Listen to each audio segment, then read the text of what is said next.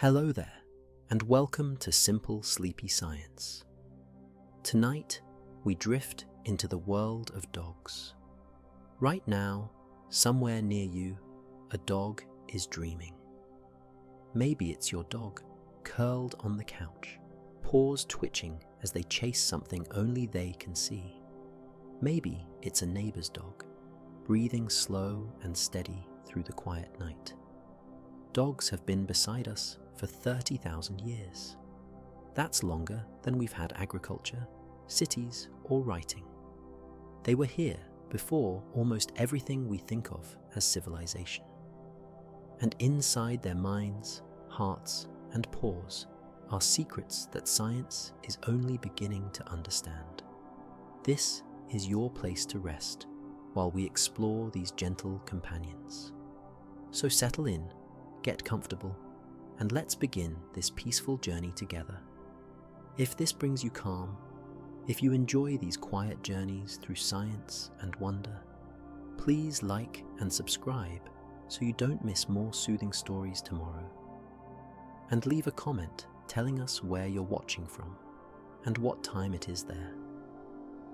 We love knowing we're all resting together, no matter where we are in the world. Now, let's step back in time. 30,000 years ago, the world was colder. Ice-covered places that are warm today. Humans lived in small groups, moving with the seasons, following herds, gathering what they could find. And in the shadows beyond their fires, wolves watched. These wolves were curious, bolder than the others. While most wolves kept their distance, afraid of humans and their sharp tools, these few crept closer. They learned that humans left scraps, bones with bits of meat still clinging, fish heads, pieces of fat and gristle tossed aside after a meal. It was easier than hunting, safer, and so they stayed. But something strange happened. The wolves that succeeded weren't the biggest or the strongest. They were the friendliest. The ones who could sit near humans without growling. The ones who wagged instead of snarled. The ones who looked at humans with soft eyes instead of hard stares. Generation after generation, the gentle wolves thrived while the aggressive ones were chased away, or worse. And slowly, without anyone planning it, a new kind of animal began to appear. Smaller than wolves, softer, with floppy ears and curved tails, with eyes that looked right at you and seemed to understand. We didn't domesticate dogs, not really.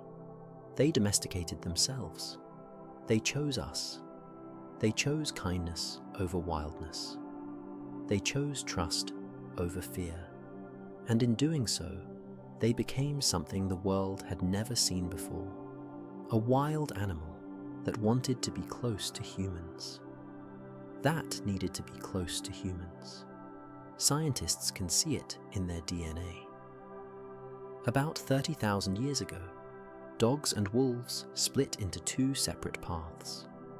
Wolves stayed wolves, wild and wary. But dogs became something else entirely. They became our partners, our protectors, our friends. And here's what makes it even more remarkable. This didn't happen just once. It happened in multiple places around the world. In Asia, in Europe, in the Middle East. Different groups of humans, different groups of wolves, all finding each other, all forming the same ancient bond, as if the universe itself wanted dogs and humans to walk through time together. And we have, for 30,000 years, through ice ages and migrations, through the birth of farming and cities, through every chapter of human history, dogs have been there. watching over us while we sleep. That bond we formed 30,000 years ago changed both of us. But it changed dogs in a way that scientists are only now beginning to measure. Dogs understand your emotions better than any animal on Earth. Better than chimpanzees, who share 98% of our DNA. Better than elephants, who mourn their dead. Better, even, than wolves, their closest relatives. Dogs read human faces like we read books. Watch a dog when you smile. Their whole body responds.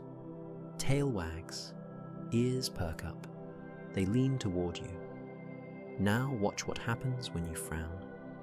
They notice immediately. Their expression shifts.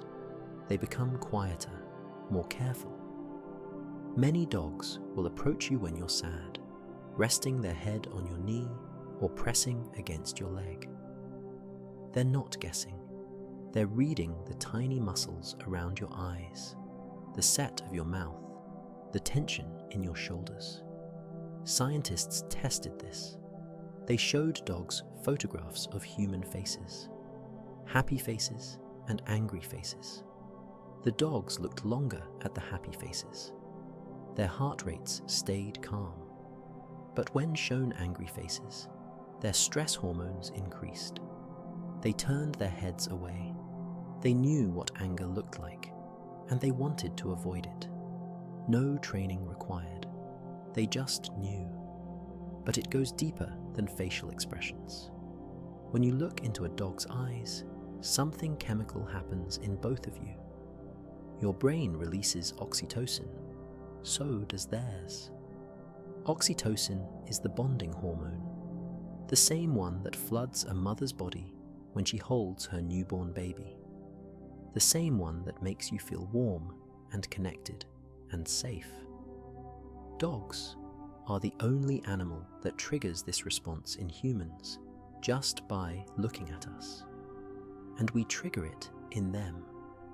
A loop of trust and love, passed back and forth through a simple gaze.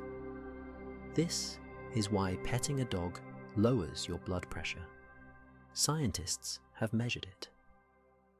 After just 10 minutes of stroking a dog's fur, your heart rate slows, your breathing deepens. Stress hormones like cortisol drop in your bloodstream. Your muscles relax. The dog experiences the same changes. Their breathing syncs with yours. Calm spreading between two species like ripples in water. Dogs also smell your emotions. Inside your body, fear creates one chemical signature. Happiness creates another. Stress makes you sweat differently than contentment does. And a dog's nose catches all of it. They smell adrenaline. They smell cortisol. They smell the invisible cloud of emotion that surrounds you every moment. This is why therapy dogs can sense anxiety attacks before they happen. Why some dogs refuse to leave their owner's side on bad days. They're not being clingy. They're responding to what they smell. Your sadness is as real to them as smoke is to you. Service dogs are trained to detect seizures up to 45 minutes before they occur. Not through magic, but through scent. The human body changes before a seizure, releases specific compounds through skin and breath. Most of us would never notice, but to a dog it's obvious, and they alert their person, giving them time to get somewhere safe, to lie down, to prepare. This is the gift of those 30,000 years together. Dogs didn't just learn to live near us. They learned to feel with us, to sense our inner weather, to offer comfort without words. Just presence, just steadiness, just the weight of a head on your lap when the world feels heavy. And when night comes, when your dog finally settles beside you and drifts into sleep, they dream. Not the way we imagine animals might dream, vague and formless. Dogs dream the way we do, with stories, with memories, with versions of their waking life replayed in their sleeping mind. Scientists know this because dogs have REM sleep, rapid eye movement sleep, the same phase where humans dream most vividly. During REM, a dog's eyes flutter beneath closed lids. Their breathing becomes irregular, and their body starts to move in small ways. A paw twitches, their legs paddle as if running, their lips curl. Sometimes they whimper or bark softly. They're chasing something, playing with someone, living a whole experience inside their mind. Researchers monitored the brain activity of sleeping dogs. The patterns matched what happens when they're awake and active. The part of the brain that fires when a dog runs lit up the same way during sleep. The part that processes smells activated when their nose twitched. They weren't just dreaming, they were re-experiencing their day. That walk in the park, that game of fetch, that moment you came home and they jumped with pure joy. Puppies dream more than adult dogs, much more. Their sleep is filled with constant twitching, yipping, and movement. This makes sense when you understand what they're doing. They're practicing. A puppy's brain is building itself, forming connections, learning how to be a dog. So when they sleep, they rehearse everything they experienced while awake. How to walk without tripping, how to play without biting too hard, how to understand the rules of this strange new world. Every twitch is a lesson being absorbed. Older dogs dream differently, calmer, less frantic movement. Their dreams seem gentler, slower. Perhaps they're remembering rather than practicing. Replaying years of walks on familiar paths, faces they've loved, quiet moments of contentment. No one can know for sure, but watching a senior dog sleep, there's a peacefulness to it, like they've earned their rest. What's most beautiful is what happens when dogs sleep near their people. Studies show that dogs who sleep in the same room as their owners reach deeper levels of sleep. They enter REM faster. They stay there longer because they feel safe. In the wild, animals can't afford to sleep deeply unless they're protected. Deep sleep makes you vulnerable, unaware, but a dog beside you doesn't need to stay on guard. They trust you to watch over them, and that trust lets them rest completely. This is why dogs often choose to sleep touching you. A paw on your leg, their back pressed against your side. It's not just affection, though it is that. It's also security. Your presence tells them the world is safe, that they can let go, that nothing bad will happen while you're near. And here's something researchers discovered that seems almost impossible. When dogs and humans sleep near each other, their sleep cycles begin to sync. You both enter REM around the same time. Your breathing patterns align. Your heart rates match rhythm. Two different species, dreaming side by side, moving through the stages of sleep together like dancers following the same music. Connected even in rest. But even while they sleep, a dog's most powerful sense never fully rests. Their nose is always working, always gathering information, always reading the world in ways we can barely imagine. A dog doesn't just smell things, they smell time itself. Your nose has about 6 million scent receptors. A dog's nose has 300 million. That's not just more sensitive. It's a completely different way of experiencing reality.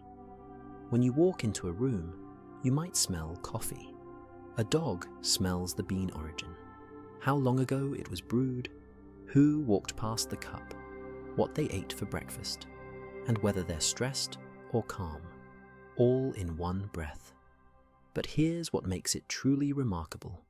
Dogs smell in layers, past, present, and future, separated like rings in a tree. When they sniff a spot on the sidewalk, they don't just smell what's there now.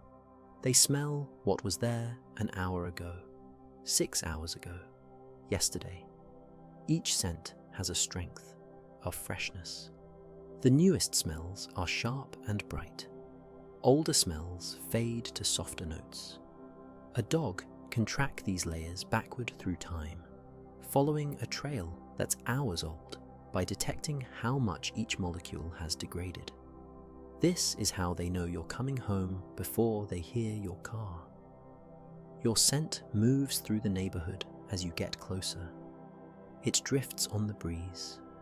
A dog lying by the window catches it, recognizes it, knows that the particular combination of your shampoo, your laundry detergent, your skin, your mood is approaching. They're at the door, waiting not because they heard you, because they smelled you coming from blocks away. They also smell your emotions before you fully feel them. Stress changes your body chemistry. Your sweat becomes different. Your breath carries new compounds. Fear creates one signature, excitement another. Sadness has its own unique smell. When you're about to cry, your dog often knows before the first tear falls.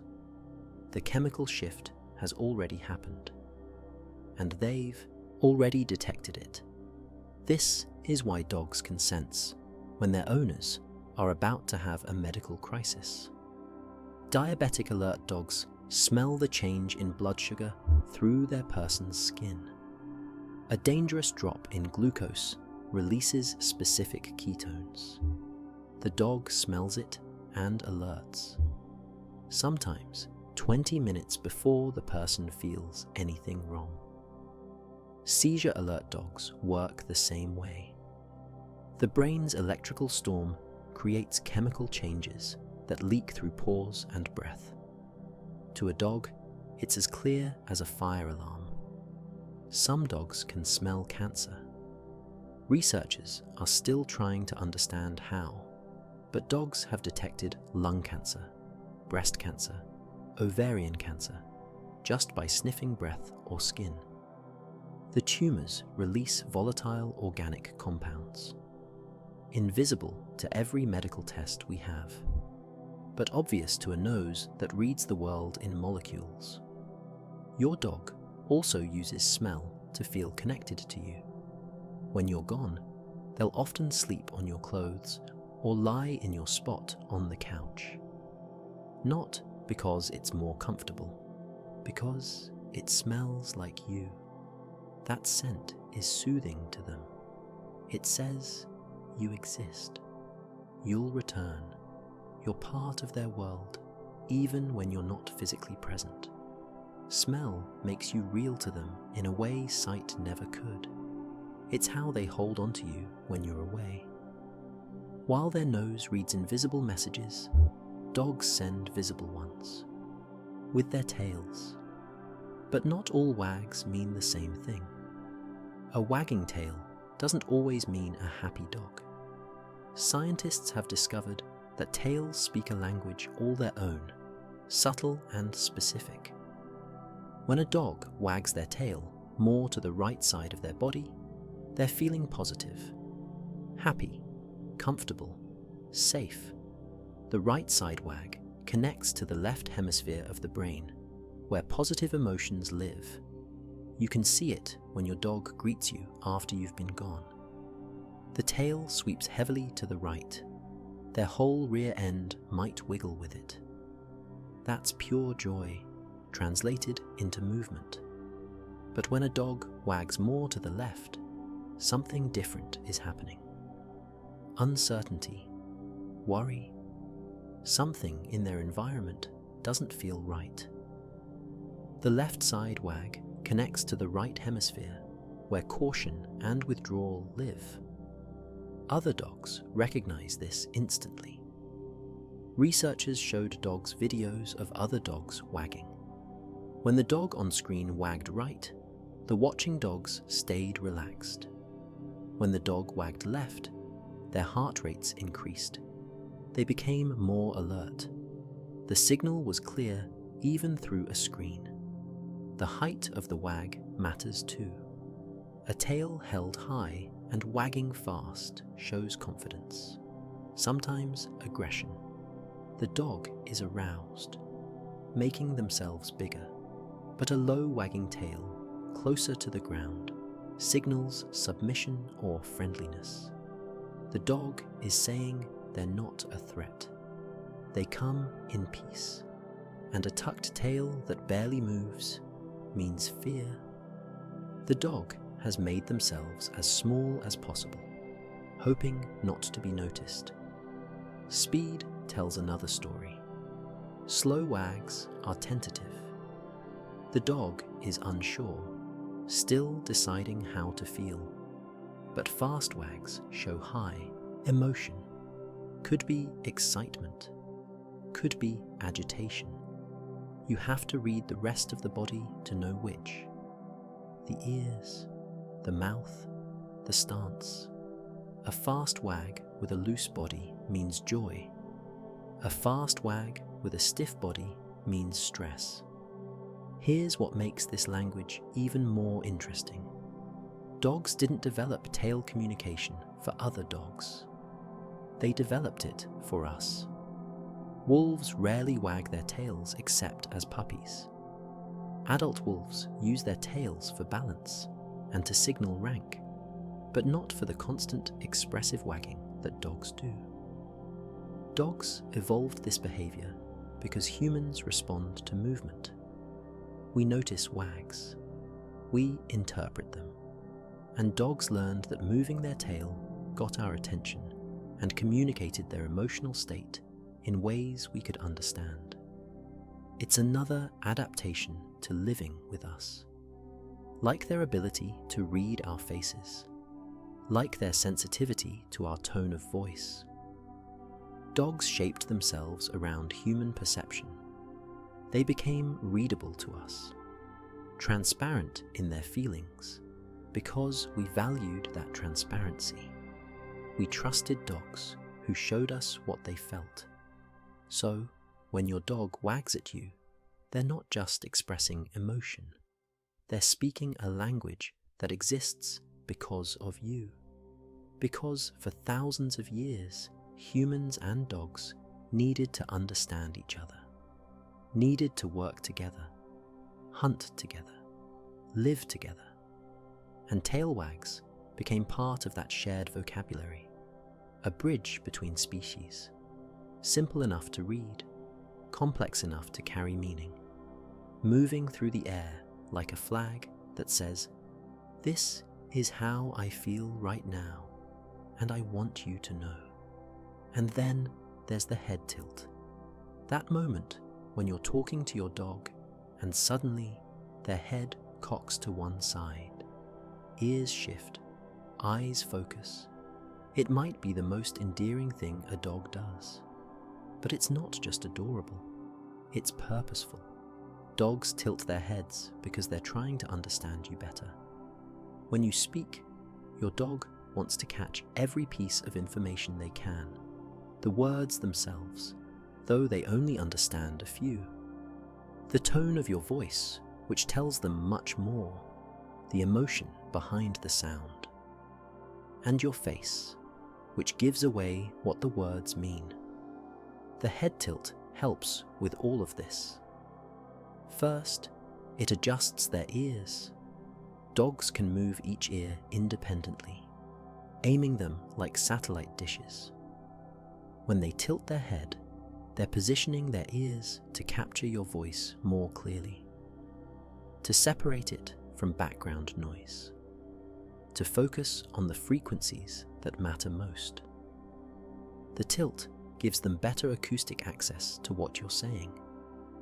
But there's another reason, maybe more important. A dog's snout gets in the way.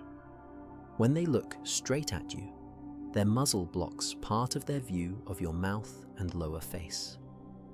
Dogs with longer snouts, like greyhounds or collies, tilt their heads more often than dogs with flat faces like pugs, because they need to.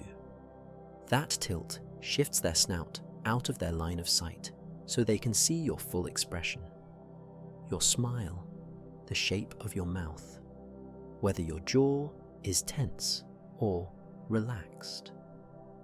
Research tested this by showing dogs images of human faces on screens.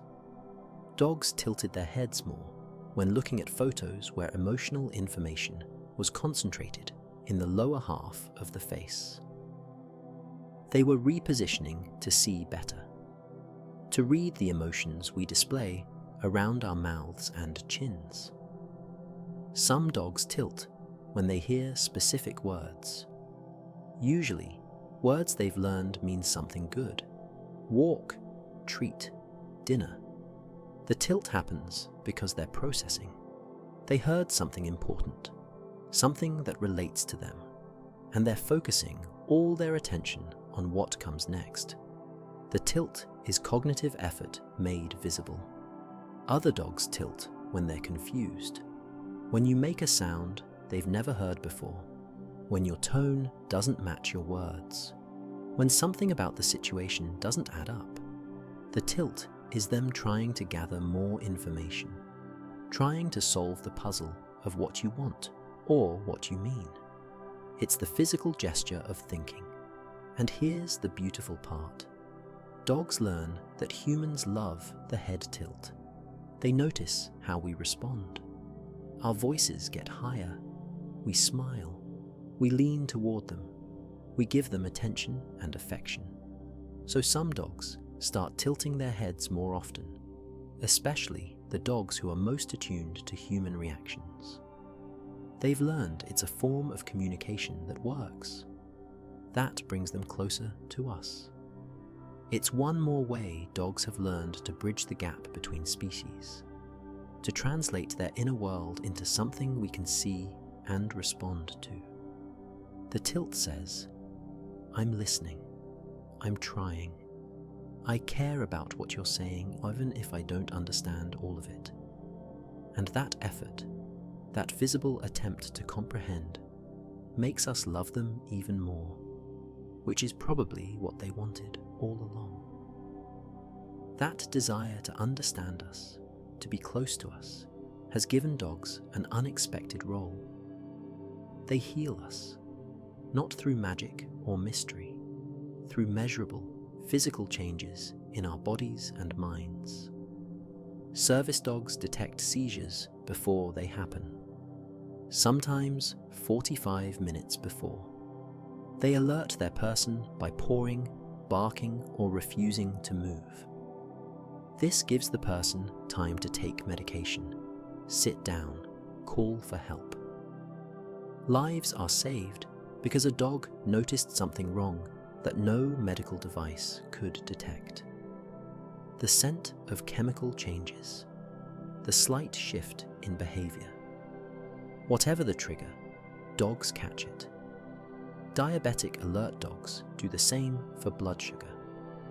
When glucose drops too low or spikes too high, the dog smells it and alerts. A nudge, a bark, a trained signal that means check your levels now. For people who can't feel their blood sugar changes, these dogs are the difference between safety and emergency, between independence and constant fear. Therapy dogs work differently, but just as powerfully.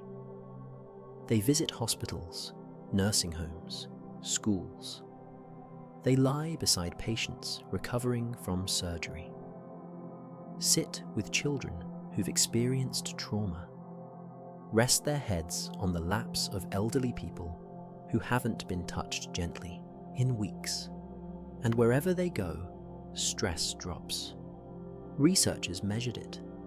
Patients with therapy dog visits needed less pain medication. Their blood pressure decreased. Their anxiety scores fell. Just 15 minutes with a dog changed their body chemistry. In one study, children reading to dogs improved their literacy faster than children reading to adults, because the dog didn't judge, didn't correct, didn't show impatience. The child could stumble over words, restart sentences, take their time, and the dog just listened, calm, present. That safety let the children relax enough to learn. The health benefits of living with dogs extend beyond individual moments. Dog owners have lower cholesterol, lower blood pressure, stronger immune systems. They recover from heart attacks faster and more completely. They report less depression and loneliness. They exercise more because dogs need walks. They maintain routines because dogs need feeding and care. That structure, that responsibility, keeps people engaged with life. Dogs also help veterans with PTSD. They're trained to sense anxiety attacks and nightmares. They wake their person from bad dreams by licking their face or pressing against them. They create space in crowds so their person doesn't feel trapped. They check rooms before their person enters. All of this gives the veteran's nervous system permission to calm down. The dog is on guard. The veteran can rest. Children with autism often connect more easily with dogs than with people. Dogs don't require eye contact. They don't use confusing facial expressions. They're predictable and honest. A child who struggles with human interaction might blossom with a dog. Learning empathy, practicing communication, building confidence in a relationship that feels safe. None of this is accidental. Dogs evolved alongside us for so long that they became attuned to our needs. They notice our pain. They respond to our distress. And somewhere in their DNA is the drive to comfort us, to stay close when we're struggling, to offer the simplest and most profound form of medicine: presence. No words, no solutions, just a warm body, a steady heartbeat, the reminder that you're not alone. Every dog that heals, that comforts, that understands, started as a puppy, small and helpless, learning the world one sense at a time. Puppies are born blind. Their eyes are sealed shut for the first 2 weeks of life. They're also born deaf. Their ear canals don't open until around the same time. So, for those first crucial weeks, puppies experience reality through touch, warmth, and smell. They crawl toward their mother's body heat. They root around for milk, using only their nose and the sensation of softness. The world is dark and silent, but not frightening, because they don't know anything else yet. This is why early handling matters so much. When humans gently touch puppies during these first weeks, it shapes their entire nervous system. Their stress response becomes more balanced. They learn that touch from beings other than their mother is safe. Good even. That lesson stays with them forever. Puppies handled gently in their first weeks are calmer adults, more confident, more trusting. Around 2 weeks, the eyes open, but vision is blurry at first. The world comes into focus gradually. Then the ears open, and suddenly there's sound, voices, footsteps, the rustle of movement. Everything is new and overwhelming and fascinating. This is when puppies start to play, to interact, to become the creatures we recognize as dogs. The next 10 weeks are critical. Between 3 and 12 weeks old, puppies learn who's safe and what's normal. This window is called the socialization period. Whatever a puppy experiences during this time becomes familiar, comfortable. Things they miss during this window might frighten them forever. A puppy who never meets children might fear them as an adult. A puppy who never hears traffic might panic in the city. But a puppy exposed to gentle, positive experiences forms a template. The world is interesting, not scary. This is also when puppies learn bite inhibition. They play rough with their littermates, biting, tumbling, testing boundaries. When one puppy bites too hard, the other yelps and stops playing. The biter learns, too much pressure ends the fun. This lesson teaches them to control their jaw strength. Adult dogs who missed this learning phase sometimes don't know their own power. They play too rough without meaning to, because no one taught them where the line was. And puppy breath, that sweet, specific smell that only lasts a few weeks. It comes from their diet of milk and the particular bacteria in their young mouths. Harmless bacteria that will change as they start eating solid food. That smell triggers something in humans, a protective instinct, the desire to care for something small and vulnerable. Maybe that's part of the design. Puppies need us desperately in those early months, and that smell makes us want to stay close. By 12 weeks, the foundation is set. The puppy's personality is mostly formed. They'll grow, learn commands, settle into routines. But the core of who they are, how they see the world, whether they trust or fear, all of that was decided in those first 3 months. Every patient dog, every therapy dog, every loyal companion, they all started here, learning trust from warm hands and soft voices. And then time moves forward. The puppy becomes an adult. The adult becomes a senior. Grey fur appears around the muzzle first, then the eyebrows, the chest, like frost spreading slowly across a landscape. Their eyes grow cloudier. Their joints stiffen. They move slower, sleep more. But something else happens too, something quieter. They become wiser. Senior dogs have a calmness that young dogs don't possess. The frantic energy fades.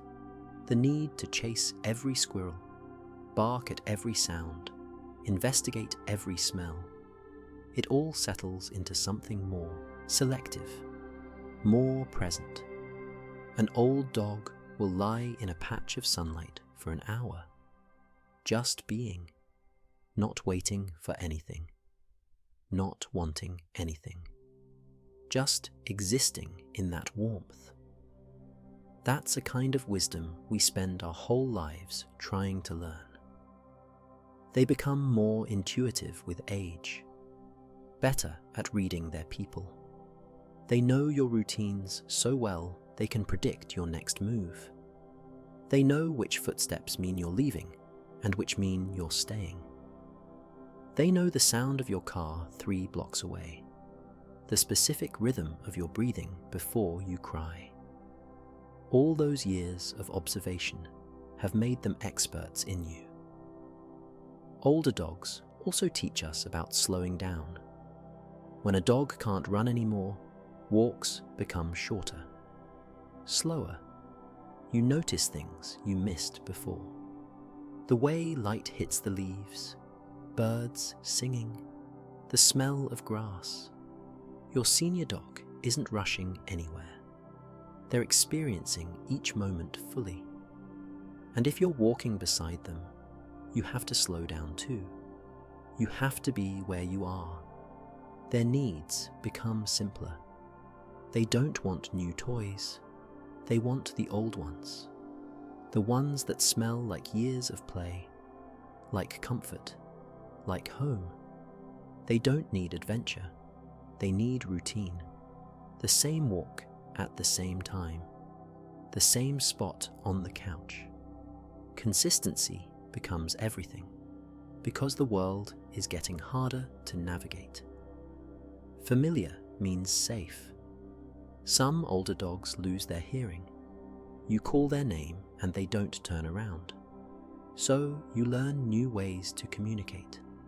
Stomping on the floor so they feel the vibration. Using hand signals they can see. Touching them gently before speaking so they know you're there. The conversation continues. It just changes language. Others lose vision. They bump into furniture that's been moved. They hesitate at stairs, but they map their world through memory and smell. They know the house. They know where the water bowl sits, where their bed is, where you are. Blindness slows them, but doesn't stop them. They adapt with a grace that's humbling. And through it all, they trust you. To help them up when their legs shake. To carry them when they can't walk. To make the hard decisions when pain becomes too much. That trust is absolute. They place their aging bodies in your hands and believe you'll do right by them. There's a peacefulness in old dogs that feels almost holy. They've lived their whole lives loving one purpose, being near you. And as they slow down, as their world shrinks to the size of your home, your yard, your presence, they seem content with that. They've done their job. They've been loyal.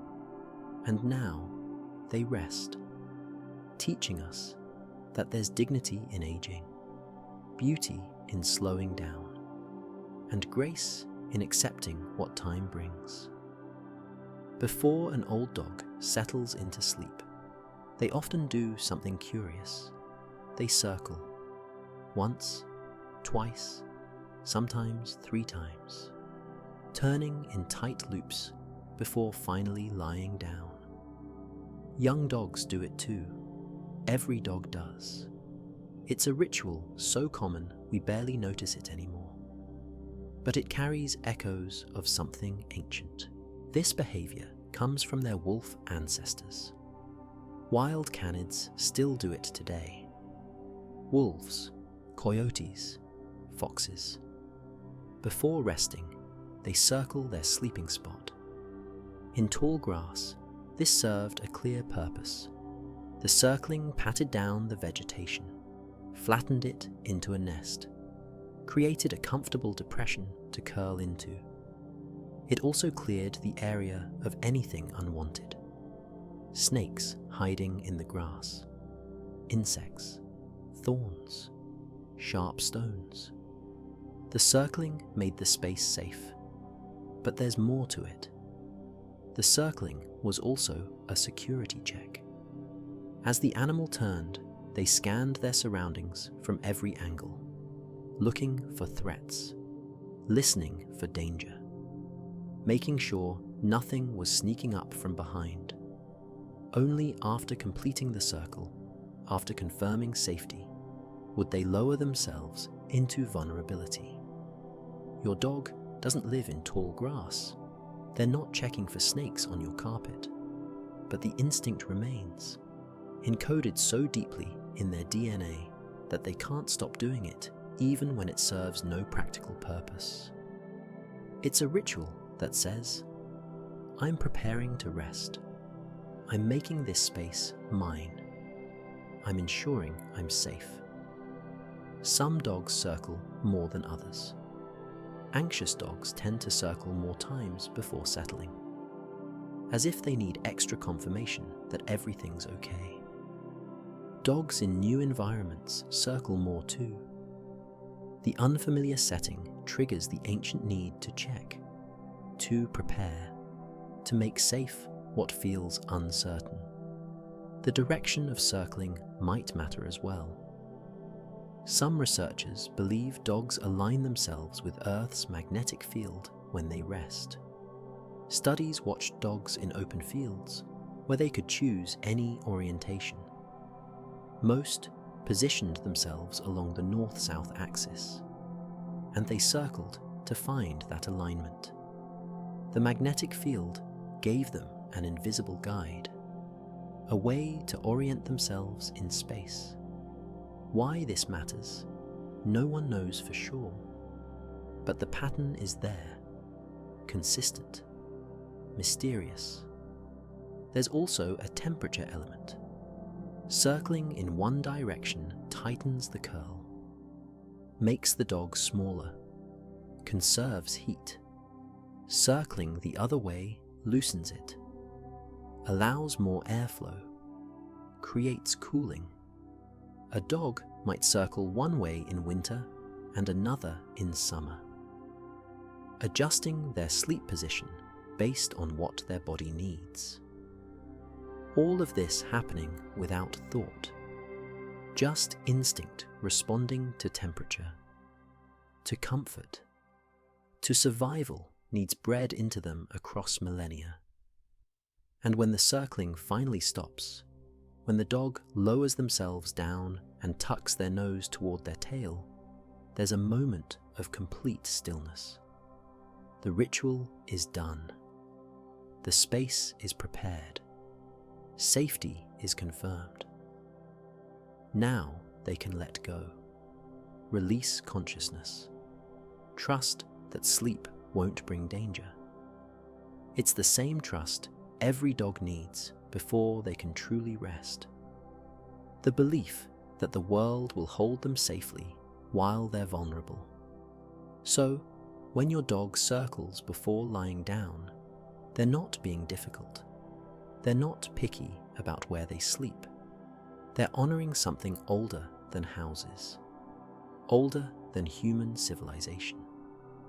A bedtime ritual that kept their ancestors alive. And even though the danger is gone, the comfort of the ritual remains. Those ancient instincts connect dogs to rhythms older than words, rhythms like the moon. People have wondered for centuries whether dogs act differently during a full moon. The stories are everywhere. Dogs barking more at night, restless energy, strange behavior.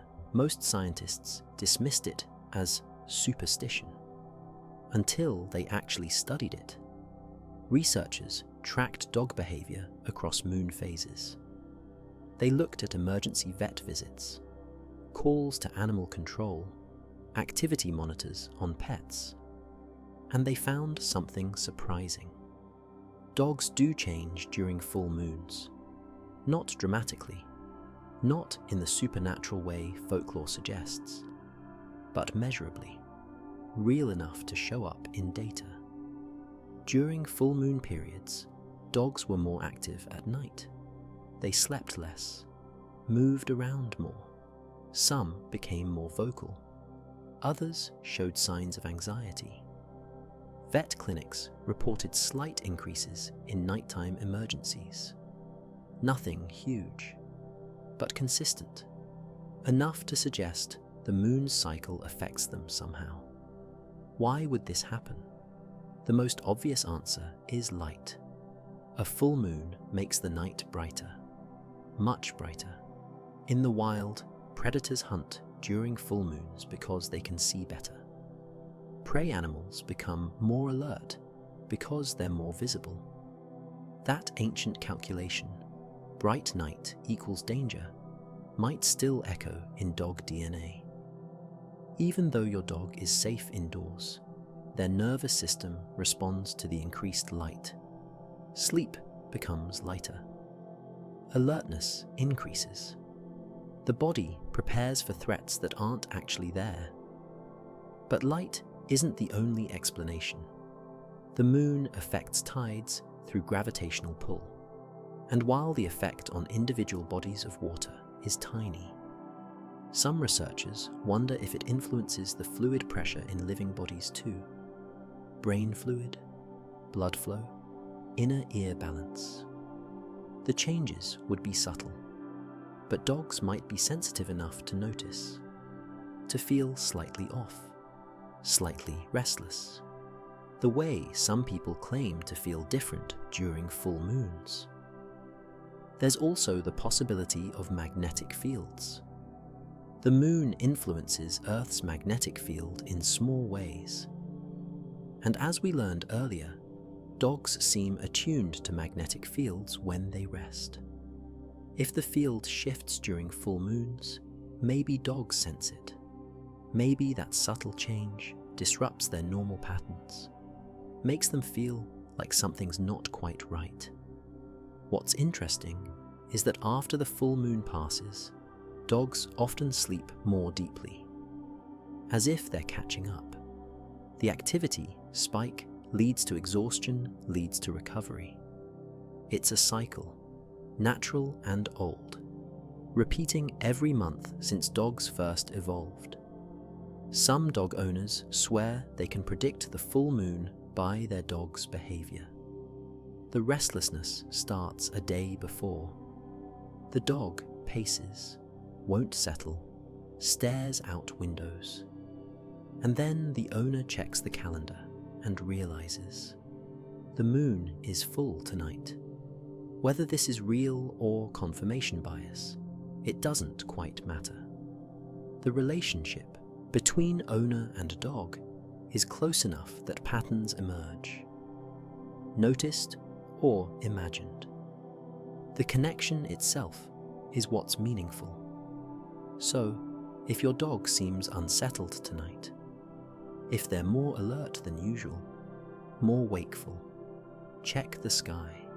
The moon might be full, and your dog might be responding to something they can't name but can feel, an ancient rhythm still pulsing through their blood, reminding them they're part of something larger, connected to cycles that turn whether we notice them or not. That sensitivity to things we can't perceive leads us to the question people have asked forever. Do dogs have a sixth sense? Can they know things they shouldn't be able to know? The stories are compelling. Dogs who bark and whine hours before an earthquake hits. Dogs who refuse to enter buildings moments before they collapse. Dogs who pace anxiously before storms arrive, even when the sky is clear. Dogs who howl at the exact moment their owner dies, even though that owner is hundreds of miles away. Science approaches these stories carefully, skeptical but curious, and what they've found is complicated. Earthquakes, we can explain. Before the ground shakes violently enough for humans to notice, it sends out pressure waves, small vibrations, changes in underground water, shifts in the electromagnetic field. Dogs feel vibrations through their paws more sensitively than we do. They hear frequencies we can't detect. Those early warning signs that we miss completely are obvious to them. So, when dogs act strangely before earthquakes, they're not predicting the future. They're responding to present information. We lack the senses to perceive. Storms work similarly. Air pressure drops before storms arrive. The static electricity in the air changes. The wind shifts direction and brings new scents. Lightning creates ozone you can smell if your nose is sensitive enough. A dog experiences all of this. To them, the storm isn't coming. It's already happening. The signs are everywhere. We just can't read them. But other stories are harder to explain. Dogs who travel hundreds of miles to find owners who moved away.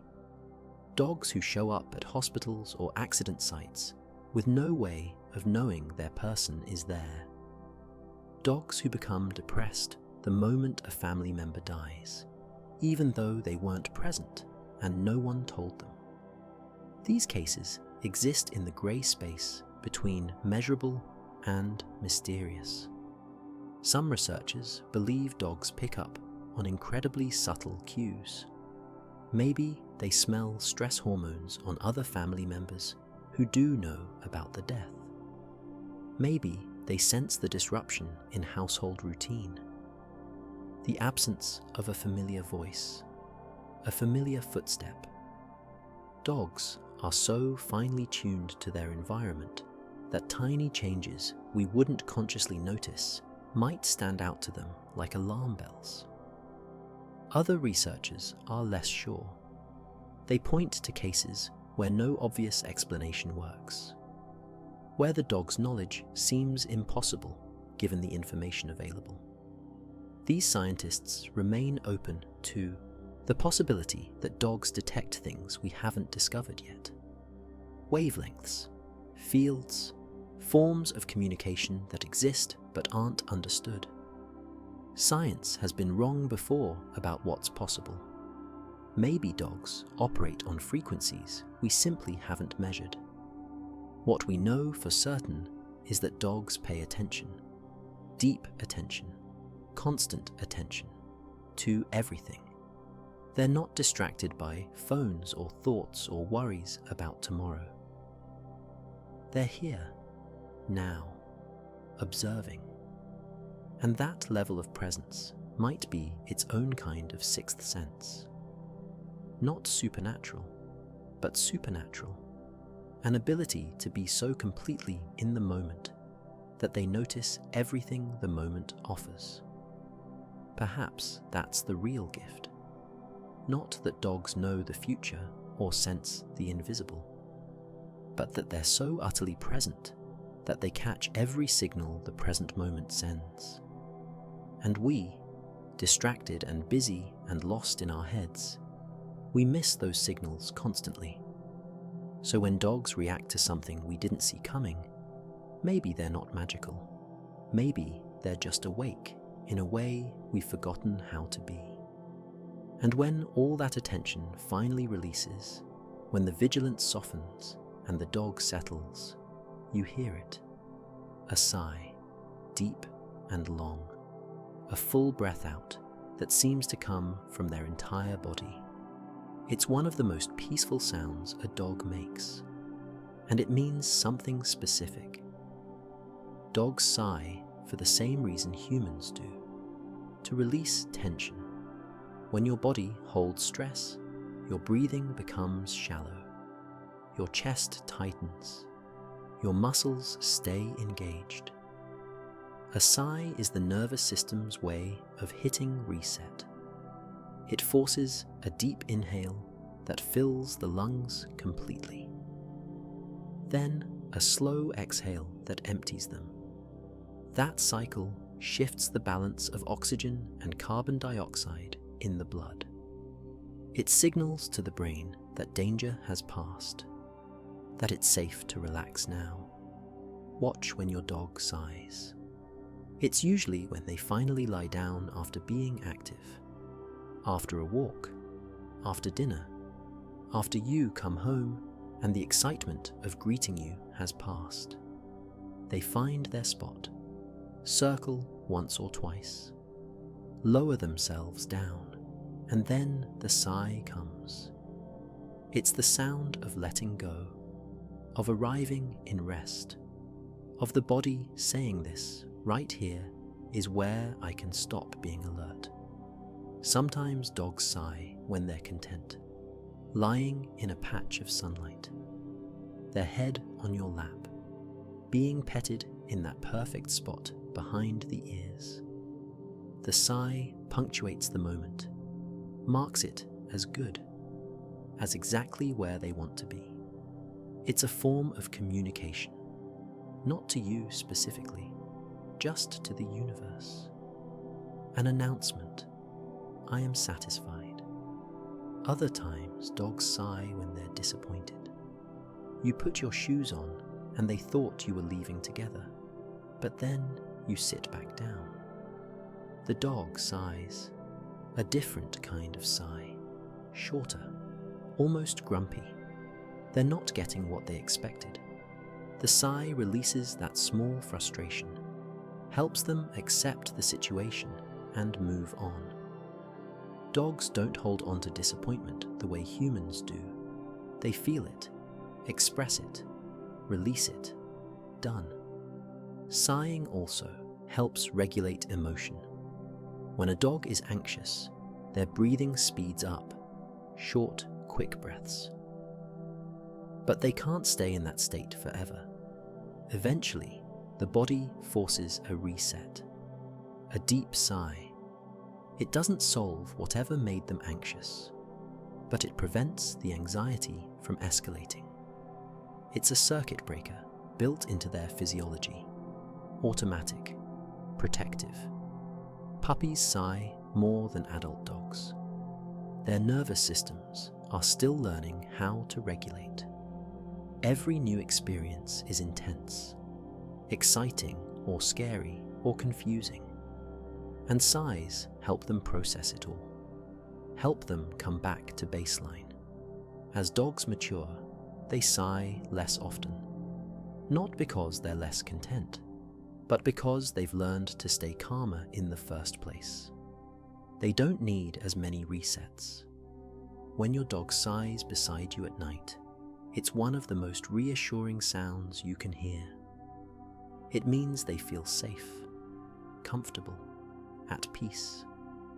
All the vigilance they carry, all the attention they pay to everything around them, it can finally rest because you're here, because home is secure, because this moment requires nothing from them except presence. And that sigh is them settling into that truth, releasing the day, accepting the quiet, letting sleep come closer. As that sigh fades and sleep deepens, dogs begin to dream. And what they dream about connects to who they are, not just as individuals, but as breeds, shaped by thousands of years of human selection for specific traits.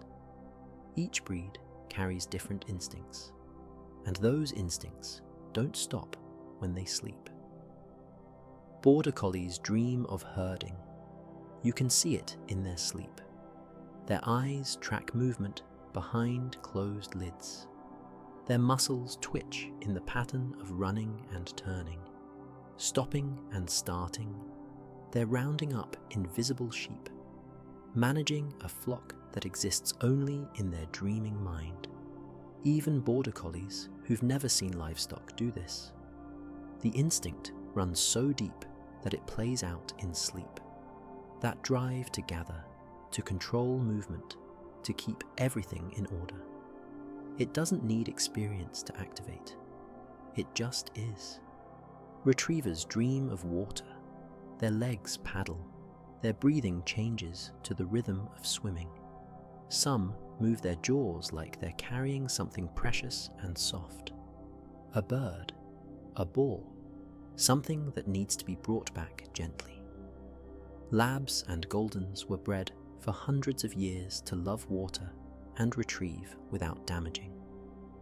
That purpose lives in them so completely that sleep recreates it. They dream of doing what their ancestors were made to do. Greyhounds run in their sleep, long, stretched-out strides. Their whole body elongates with each dream step. They're built for speed, bred for centuries to chase. And even though most pet greyhounds never race, never chase live prey, they still dream of running, of that incredible acceleration, the wind, the focus, the pure joy of moving faster than almost any other land animal their size. It's in their bones, in their muscles, in their sleeping mind. Terriers dig and shake. Their front paws scrabble at invisible ground. Their head jerks side to side in the killing shake they'd use on rats. Most terriers today never hunt vermin, but the instinct remains sharp, undiluted. They were bred to be fierce and determined and relentless in small spaces. And that personality trait doesn't disappear just because their job is gone. It surfaces in play, in how they approach toys, and in their dreams. Hounds bay and howl softly in sleep. Their noses twitch more than other breeds. They're following scent trails, tracking, calling to their pack. Breeds developed for different purposes dream differently because they were shaped differently. A beagle's brain emphasizes scent processing. A husky's emphasizes endurance and cold tolerance. A German shepherd's emphasizes protection and alertness. Sleep reflects these specializations, but underneath all the breed differences, the core remains. They're all still dogs, still descended from those friendly wolves that chose to sit by human fires. Every breed, no matter how specialized, still dreams of their person, still seeks closeness, still feels that ancient pull toward human companionship. You can breed for herding or retrieving or guarding, but you can't breed out loyalty, can't breed out the desire to be near us. That's deeper than any job we've given them.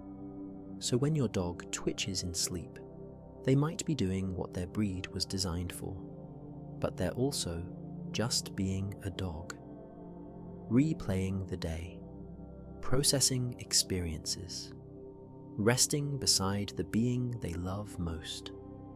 The breed gives them special skills, but being a dog gives them something more important: the ability to love completely, to trust absolutely, to rest peacefully because you're near. That trust we just talked about becomes physical in one specific gesture: the belly rub. When a dog rolls onto their back and exposes their stomach to you, something profound is happening. This isn't just asking for attention. It's the deepest form of trust one being can show another. In the wild, the belly is where animals are most vulnerable.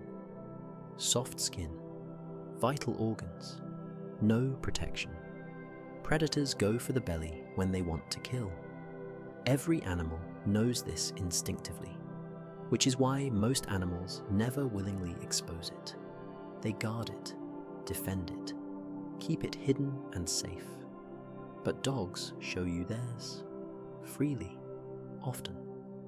When your dog rolls over and shows their belly, they're saying something clear. I trust you completely. I know you won't hurt me. I'm making myself vulnerable because I feel safe with you. It's the opposite of a threat display.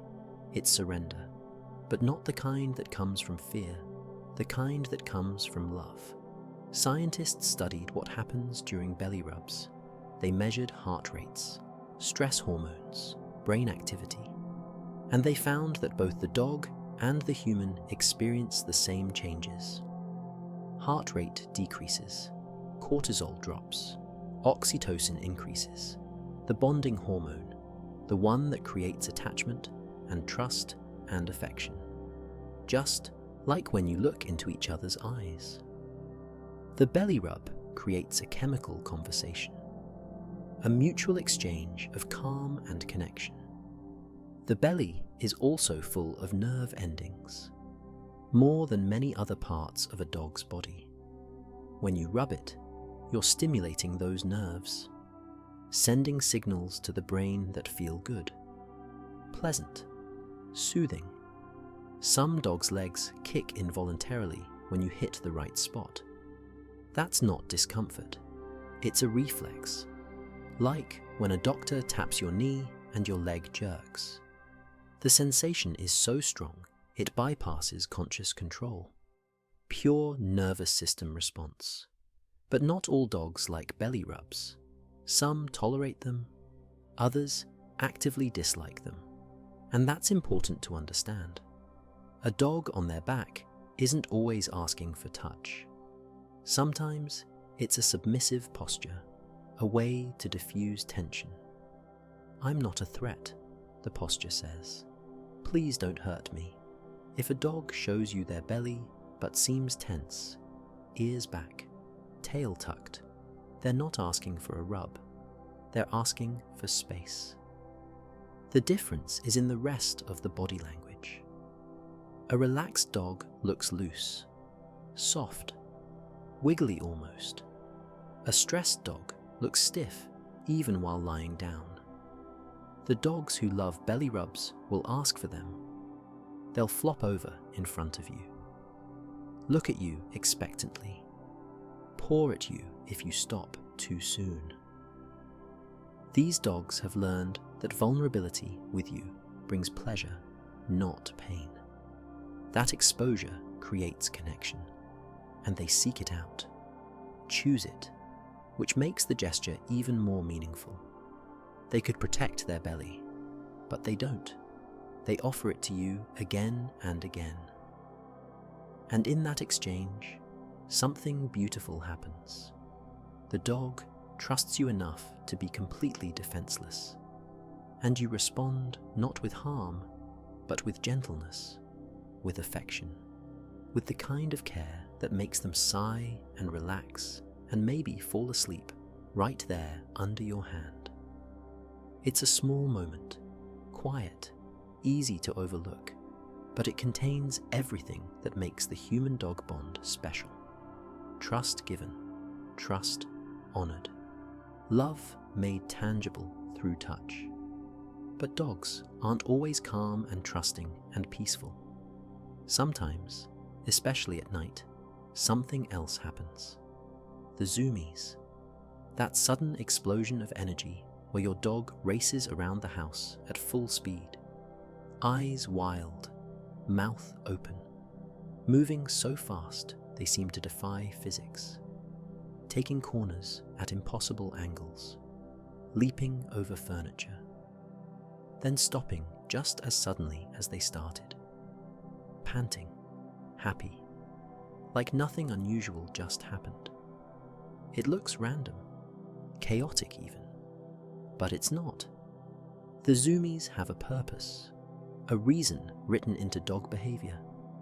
Scientists call them fraps, frenetic random activity periods. But there's nothing truly random about them. They happen when dogs need to release built-up energy and emotion, physical tension, mental stimulation, excitement they couldn't express in the moment. It all accumulates, and then it bursts out, all at once. Many dogs get the zoomies after baths. They've been held still, touched in ways they didn't choose, made to be calm when every instinct wanted to shake off the water and run. So when you finally release them, they explode, racing around to reclaim their body, to discharge the tension of restraint, to feel free again. It's not spite, not anger, just release. Pure physical relief. Others get zoomies at night, right when the house is settling down, when you're ready for quiet. Suddenly, the dog launches into motion. This happens because dogs are crepuscular, most active at dawn and dusk. Twilight times, that's when their ancestors hunted, when prey animals were moving. Even though your dog doesn't hunt, their internal clock still activates at these times. Their body says it's time to move, time to be alert. And if they haven't had enough exercise during the day, that energy has to go somewhere. So it erupts. Living room becomes racetrack. Couch becomes obstacle course. The zoomies also happen after moments of joy. You come home after being gone all day. The dog greets you with desperate happiness. But greeting you isn't enough to discharge all that emotion. So they run, they zoom, they turn their joy into movement, because movement is how dogs express feelings too big for stillness. It's communication through motion. I'm so happy you're home that my body can't contain it. Young dogs zoom more than old dogs, puppies especially. Their bodies are learning what they can do, how fast they can run, how sharp they can turn. The zoomies are practice, play, experimentation with physical ability. As dogs age, the zoomies become less frequent. Not because they're less happy, but because they've learned to regulate their energy better. They've matured into steadiness. What's wonderful about the zoomies is the pure joy in them. Dogs aren't stressed during fraps. They're not afraid or angry.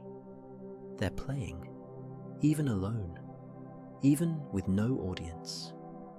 They're experiencing the pleasure of their own body, the simple happiness of speed, of using muscles exactly how they were designed to be used. And when they finally stop, panting and satisfied, they often come to you, seeking approval, seeking connection. Did you see that? Did you see how fast I am? How alive I am? How good it feels to be a dog? And watching them, you can't help but smile, because they're reminding you that joy doesn't always look peaceful. Sometimes it looks like chaos. And that's okay too. After the chaos settles, after the energy releases, dogs return to what they do best. They wait, patient, steady, loyal beyond reason. Some dogs have waited in ways that became legend. Stories so powerful they turned into statues and monuments. Proof of something humans struggle to fully understand. The depth of canine devotion. Hachiko was an Akita in Japan. Every day he walked with his owner to the train station. Every evening he returned to meet the train and walk home together. This routine was their life. Until one day in 1925, the owner died at work. He never came home, but Hachiko returned to the station anyway. That evening, the next day, the day after. For 9 years, Hachiko waited at that station. Every single day, people brought him food, tried to give him new homes, but he refused to leave. He died there in 1935, still waiting, still faithful to a promise no one asked him to keep. Greyfriars. Bobby was a Skye Terrier in Scotland. When his owner died in 1858, Bobby followed the funeral procession to the cemetery and stayed. For 14 years, he guarded that grave. Local people fed him, gave him shelter in bad weather.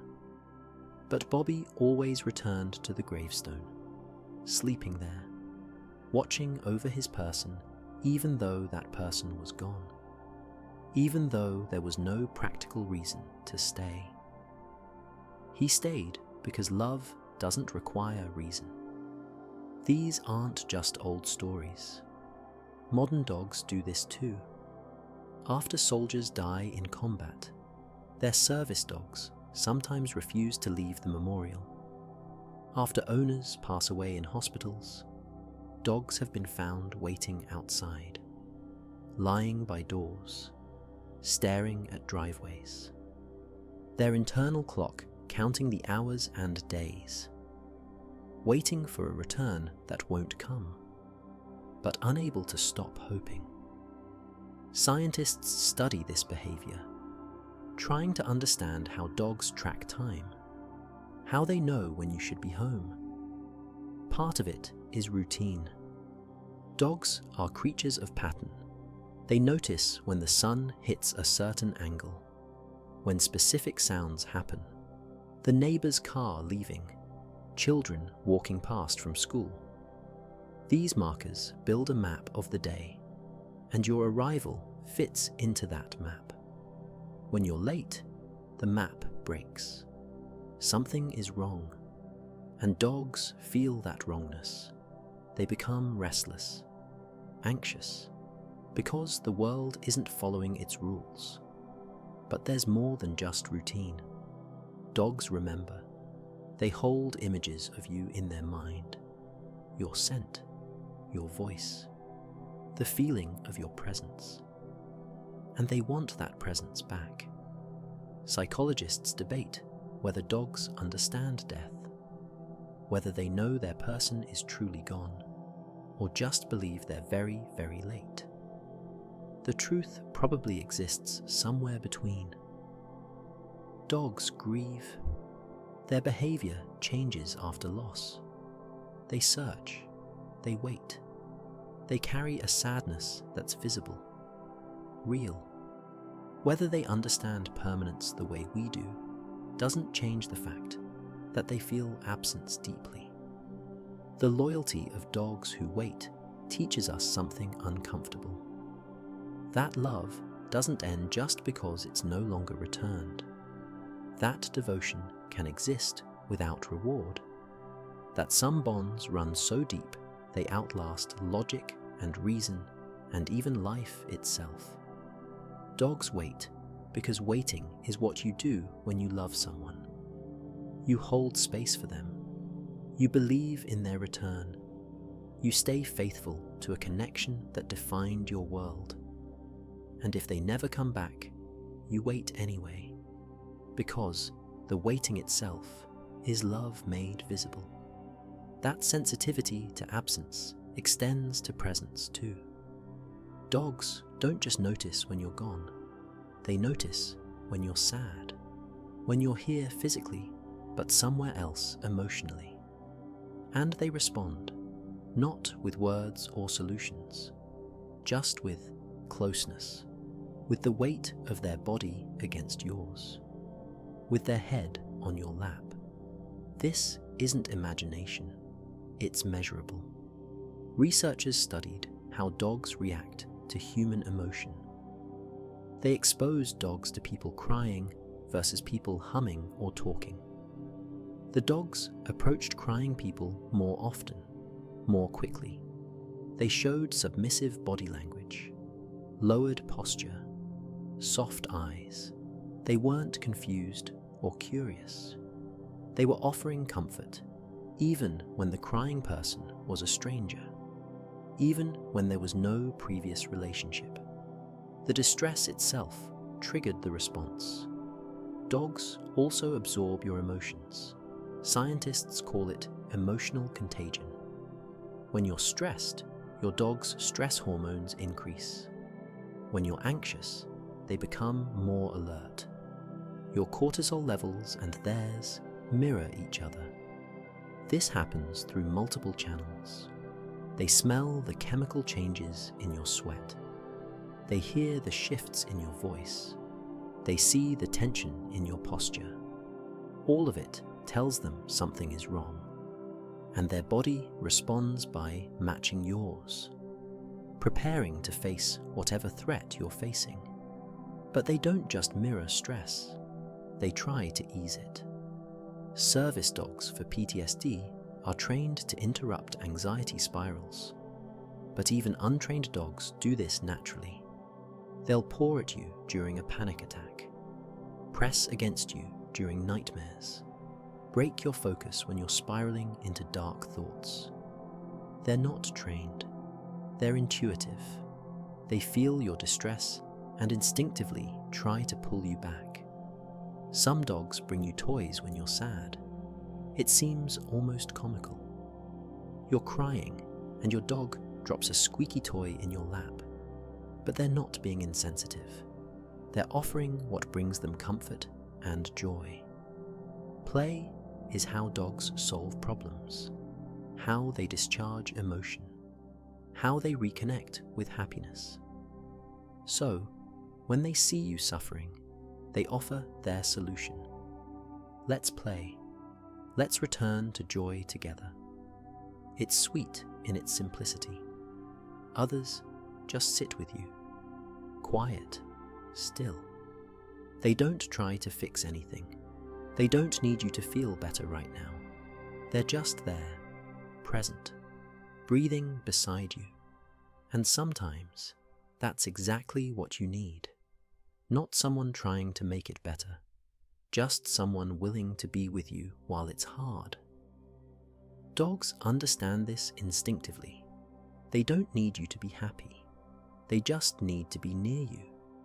Whether you're laughing or crying or numb, your emotional state doesn't change their loyalty. This is why therapy dogs work.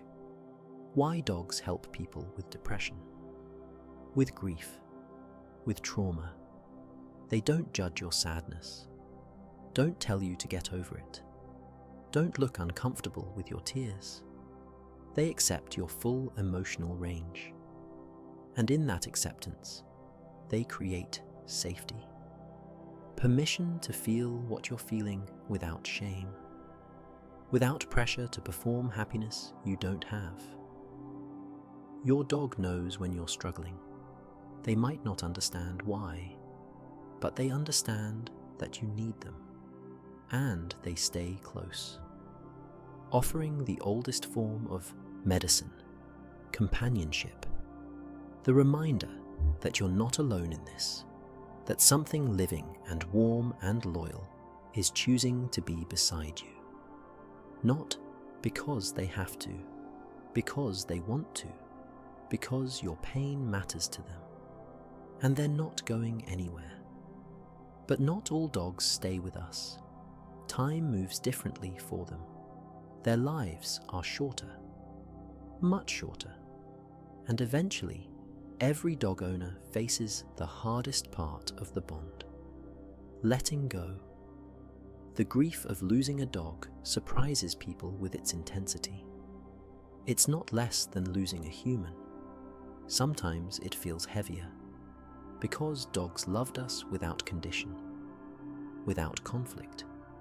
They were purely present, purely devoted. And when they're gone, that presence leaves a hole that's shaped exactly like them, the spot on the couch where they slept, the sound of their paws on the floor, the routine of feeding and walking and saying goodnight. All of it becomes absence. Some people say losing a dog is just losing a pet. But that misunderstands what happened. You didn't just lose an animal. You lost a witness to your life. Dogs see us at our worst. Early morning, sick, angry, sad, failing. And they stay anyway. They never hold it against us. That kind of acceptance is rare, precious. And when it's gone, you realize how much you relied on it. How much you needed something that looked at you and saw only someone worth loving. The space they leave doesn't fill. Not really. Time makes it softer, less sharp, but it doesn't disappear. You'll be okay. You'll laugh again, live fully, maybe even love another dog. But the one you lost stays with you, not as pain forever, but as part of who you became because of them. They changed you, made you more patient, more present, more capable of love. That doesn't die when they do. It stays, built into you. Memory becomes its own kind of forever. You remember the way they greeted you, the way they sighed when they finally got comfortable, the particular weight of their head on your leg. These memories don't fade like you fear they will. They stay surprisingly vivid, clear, like they're preserved in some protected part of your mind. And you're grateful for that. Grateful that even though they're gone, you can still visit who they were, what they meant, how they made ordinary moments feel special, just by being there. People sometimes ask if dogs understand when they're dying, if they know. The truth is, we don't fully know, but many dogs seem to seek comfort at the end. They want to be near their person. They rest their head in a familiar lap, take what comfort they can from the one they've trusted most. And if you're there with them, if you stay until the end, you're giving them what they gave you. Presence, the promise that they won't be alone, that the last thing they feel is your hand, your voice, your love. And after they're gone, and the house feels too quiet, and you catch yourself listening for sounds that won't come anymore, you remember this. Every dog you've loved is still with you, not physically, but in the way you move through the world, the kindness you learned from their acceptance, the patience you developed from their needs, the joy you felt in their joy. They're woven into who you are, and that means they're never truly gone. They're just part of you now, forever.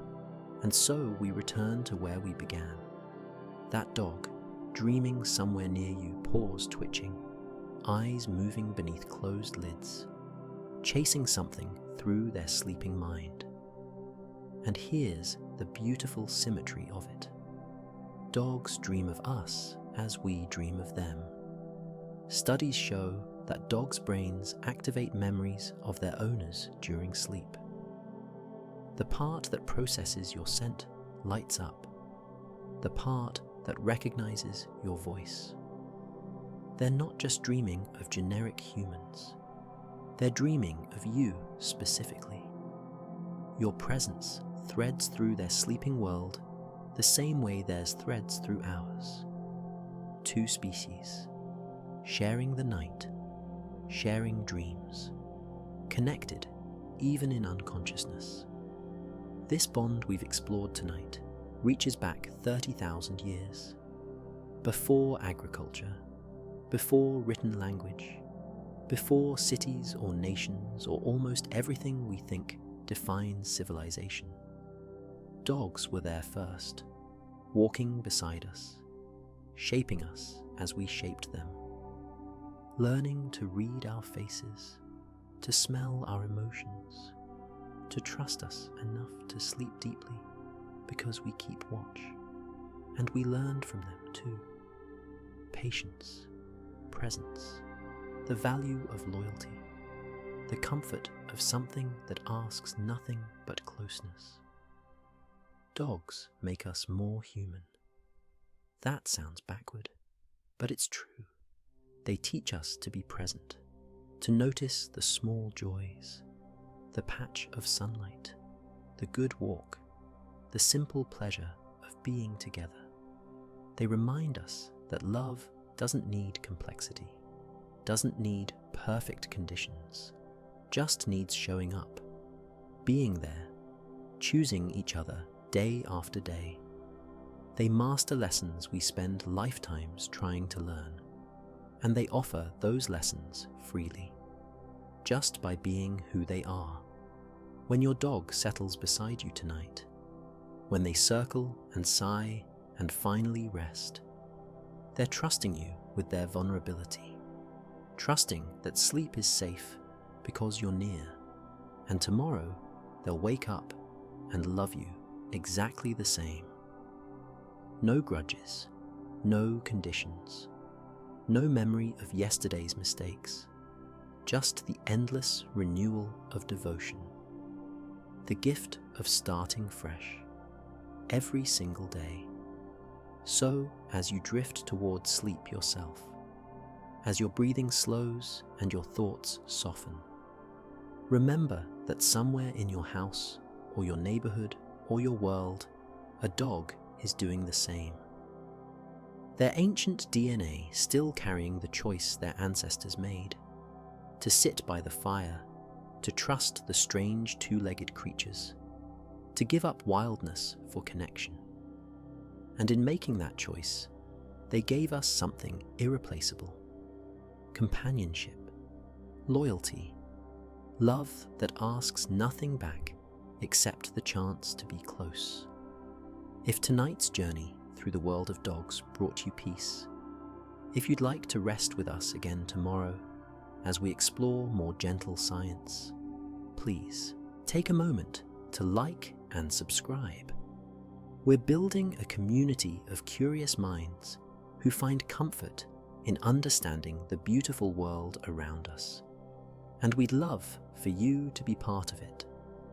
Leave us a comment about your own dog, or a dog you remember, or where you're listening from tonight. We read everyone. We're grateful you're here. Until tomorrow, sleep well.